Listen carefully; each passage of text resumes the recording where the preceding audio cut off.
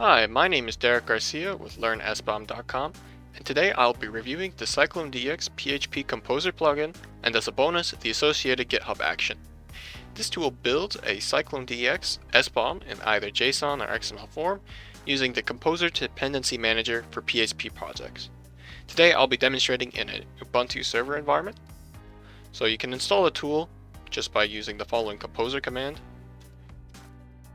There we go, just requiring it from the source.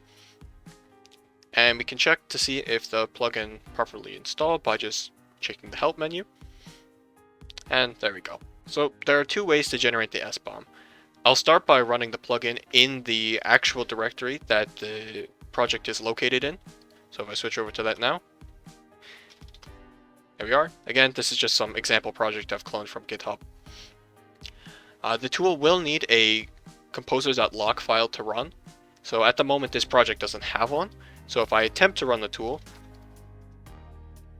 it'll give us a warning saying it needs a log file, or that in this case it's missing. So to just fix this, just composer update, and after a moment it will build a new composer log file for us.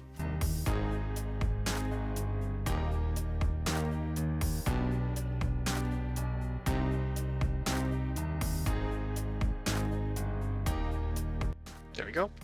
And we can see now we have a log file. If we run the tool again, and the only argument is just make BOM. There we go. By default, it'll write out to the bom.xml. And we can see, there it is. Just copy that. And we've got all this regular standard CycloneDX SBOM information. I will now switch back to the original directory we're in, just to demonstrate some of the flags of the tool.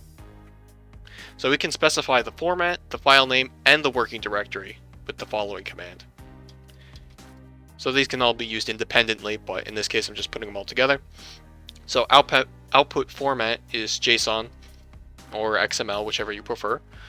Output file name, there's my file, and working directory we were just in. So if I run this, there we go. The output will always be in the same working directory, but we can just view that file real quick. Again, it's the same file as we got before. The Composer plugin is very useful on its own, but it has a simple GitHub action that can be incorporated with it. So to add this, I have a sample PHP project loaded into this repo. If I create a new file, this is very specific. It has to be .github/workflows. Otherwise the action won't run. But here you can name it whatever you'd like. In this case, I'll just name it demo.yaml. It has to be a YAML file, but whatever file name you choose. And I'll just copy over the code. Here we are. Nothing crazy. I have it set up so it runs every time something new is pushed to the code, which makes sense. Anytime you make a change or something, you want to make sure there's a recording of that. So anytime new dependencies are added, and so forth. Also, make sure you have this checkout. I found a lot of problems were solved just by checking out the branch. It's not part of the Composer plugin, but it's good to have. The actual plugin is these two lines right here, which this just named, this can be anything. But this just pulls the most latest release from the Composer plugin. So now if I commit this, it will fail initially. Switching over to the actions, I'll switch over to here, and we can see it's starting to run. It'll take a minute to load. The checkout will be completed, but when it starts to run the plugin, we'll run into a small issue.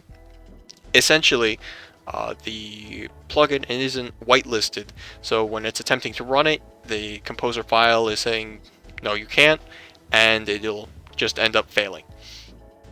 So there we see the action failed, and we just need to essentially give permission to the plugin.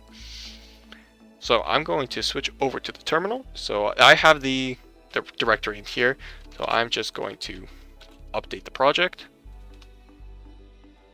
There we go. Now to whitelist the file, all we have to do is update the config file. So plugins, allow the plugins, and just this specific plugin, we just change this value to true here. And there we go. Now I'll just add this and commit.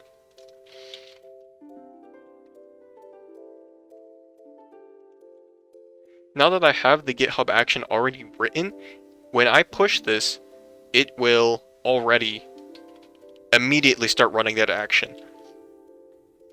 So if I push to origin, and if I switch back over, go back to our actions, you can see it's already running.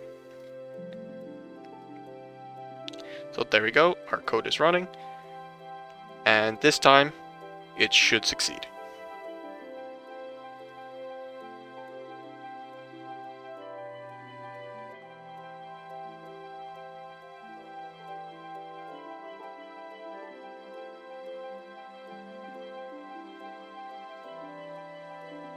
And there we go.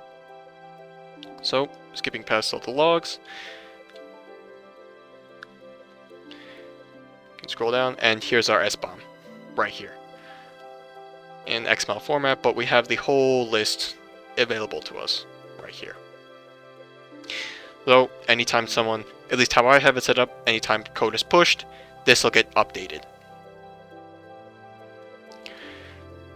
Overall, this is a very useful tool to create CycloneDX SBOMs, and the additional GitHub action definitely helps with the automation of SBOM generation.